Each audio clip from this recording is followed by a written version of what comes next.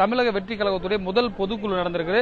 திமுக மீது கடுமையான விமர்சனத்தை வைக்கிறார். முதலமைச்சர் பெயரை குறிப்பிட்டு மன்னராட்சி போன்று நடந்து கொள்கிறார் என்று சொல்கிறார். உங்கள் திமுகவுடைய பார்வை என்ன? அதாவது திராவிட முன்னேற்ற கழகத்தை விமர்சித்தால் தான் நீங்க தமிழ்நாட்டில் விஜயால அரசியல் செய்ய முடியும். அதனால இது மன்னராட்சின்னு சொல்றதுக்கோ அல்லது என்ன கருத்துக்களை சொன்னாலும் அது மக்கள் ஏற்றுக்கொள்ளாது.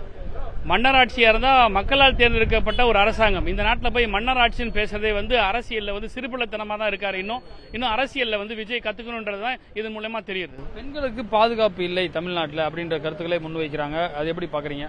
பெண்களுக்கு பாதுகாப்பாக இருக்கிறார்கள் என்பதை தமிழ்நாட்டுடைய பெண்கள் அந்த பாதுகாப்பை உணர்கிறார்கள்.